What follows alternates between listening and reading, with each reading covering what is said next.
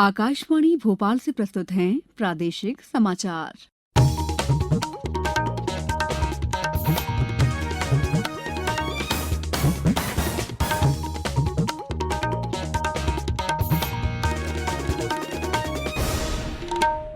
नमस्कार, समाचारों के साथ मैं दीपा सिंह। पहले मुख्य समाचार। केंद्रीय वित्त मंत्री ने कहा, किसानों के लिए 1 लाख करोड़ रुपए का कृषि ढांचागत कोष बनेगा। डेयरी हर्बल खेती के विकास की भी योजना। जनजातीय युवाओं को शिक्षा और परामर्श के लिए गोइंग ऑनलाइन एज लीडर्स यानी गोल कार्यक्रम का शुभारंभ। प्रदेश में अभी तक मनरेगा के जरिए 8 करोड़ 91 लाख परिवारों को 199 करोड़ रुपए की मजदूरी का भुगतान। प्रदेश में कोरोना संक्रमितों की संख्या 4,500 के करीब, 43 जिलों में फैला संक्रमण। और प्रवासी मजदूरों के लिए प्रदेश के विभिन्न जिलों में दी जा रही हैं सभी सुविधाएं। अब समाचार विस्तार से। वित्त मंत्री निर्मला सीतारमण ने किसानों के लिए 1 लाख करोड़ रुपए का कृषि ढांचागत कोष बनाने की घोषणा की है। 20 लाख करोड़ रुपए के आर्थिक पैकेज की तीसरी किश्त के बारे में नई दिल्ली में संवाददाता सम्मेलन में वित्त मंत्री निर्मला सीतारमण ने ये घोषणा की। उन्होंने कहा कि इस कोष का इस्तेमाल कोल्ड चेन की स्थापना और फसल कटाई के बाद प्रबंधन बुनियादी ढांचे के लिए किया जाएगा। वित्त मंत्री ने माइक्रो खाद्य उपक्रमों के लिए 10,000 करोड़ रुपए की योजना की घोषणा की। श्रीमती सीतारमण ने बताया कि 53 करोड़ मवेशियों के टीकाकरण के लिए 13,343 करोड़ रुपए का कोष बनाया गया है। डेयरी प्रसंस्करण के लिए 15,000 करोड़ रुपए के पशुपालन बुनियादी ढांचा कोष की घोषणा की गई। हर्बल खेती को बढ़ावा देने के लिए 4,000 करोड़ रुपए और मधुमक्खी पालन के लिए 500 करोड़ रुपए का आवंटन किया गया है। जनजातीय कार्य मंत्री अर्जुन मुंडा ने आज नई दिल्ली में फेसबुक के सहयोग से एक वेबिनार में गोइंग ऑनलाइन एज लीडर्स यानी गोल नाम के कार्यक्रम का शुभारंभ किया। इसका उद्देश्य डिजिटल माध्यम से जनजातीय नौजवानों को शिक्षा और परामर्श उपलब्ध कराना है। श्री मुंडा ने कहा कि इस कार्यक्रम से जनजातीय नौजवानों की छिपी हुई प्रतिभा को बाहर लाने में मदद मिलेगी और वे समाज के सर्वांगीण विकास में अपना व्यक्तिगत योगदान कर सकेंगे। कोविड-19 के दौर में महात्मा गांधी राष्ट्रीय रोजगार गारंटी स्कीम वापस घर आ रहे श्रमिकों और ग्रामीण अंचल में निवासरत श्रमिकों के लिए उम्मीद की किरण बन गई है।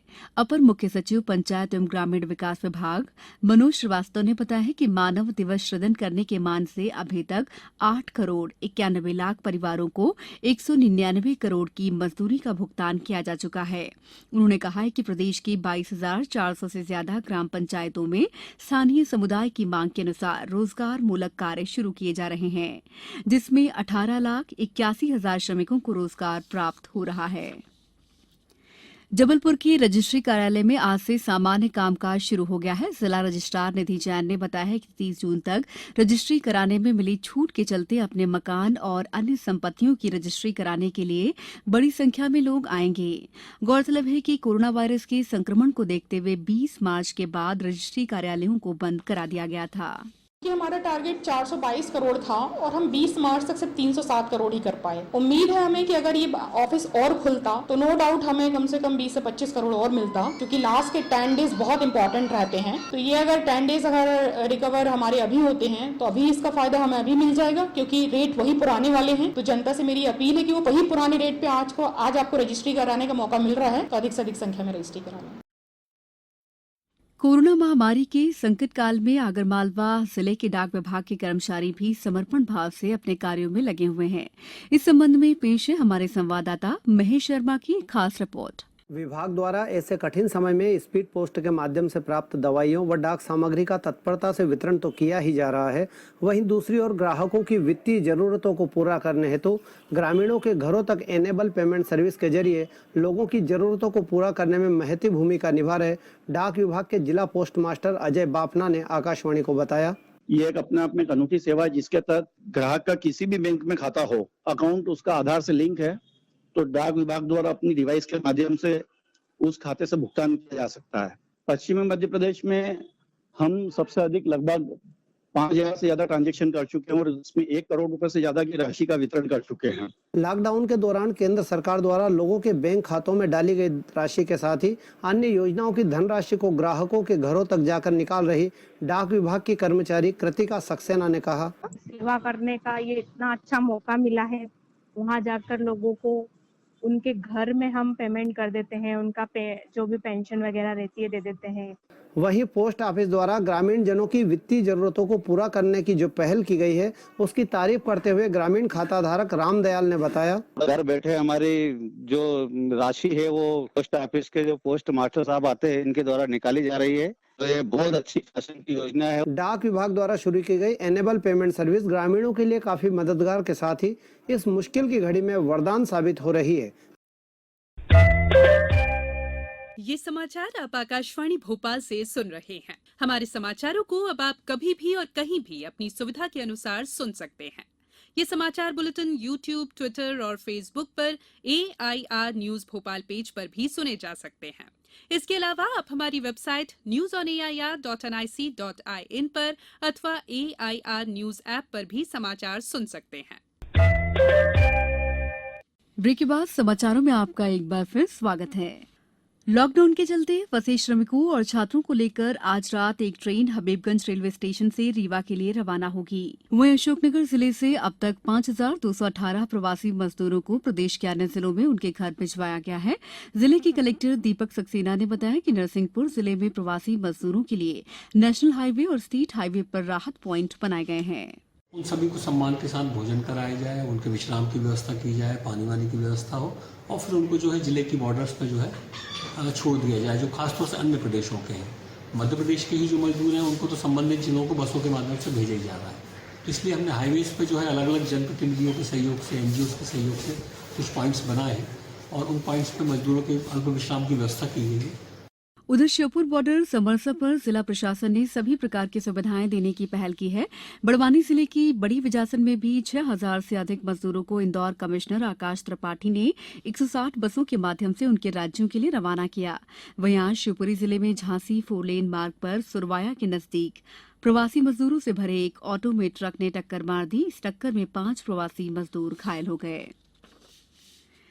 देश में कोरोना वायरस का प्रकोप चरम पर है। पिछले 24 घंटों में कोरोना संक्रमण के 3,967 नए मामले सामने आने से संक्रमितों की संख्या 81,970 हो गई है।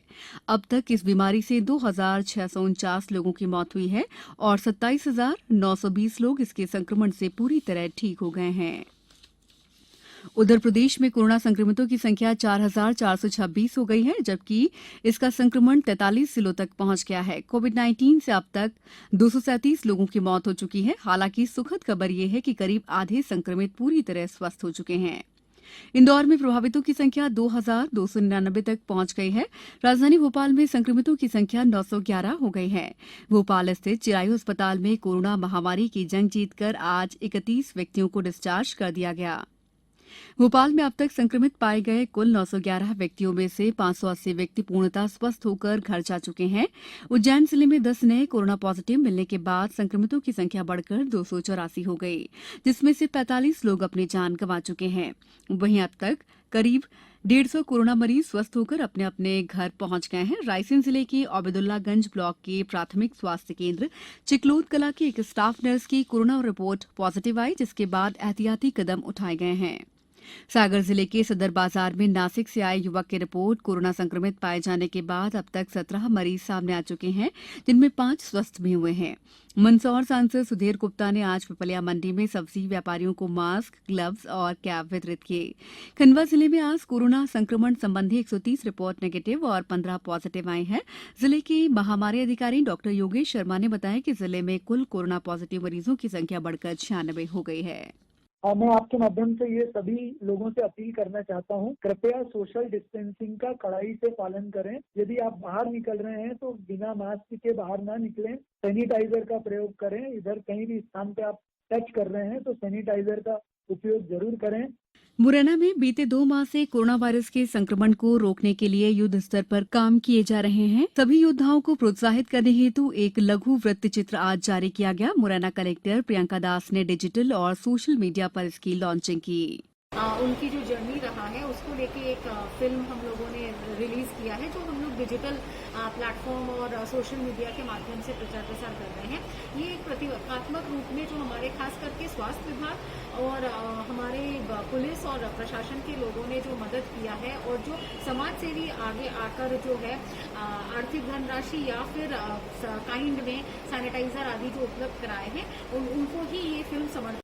अब कुछ समाचार संक्षेप में। उच्चतम न्यायालय ने लॉकडाउन के कारण हुए कार्य दिवसों के नुकसान की भरपाई गर्मियों की छुट्टियों में कटौती करके करने का निर्णय लिया है।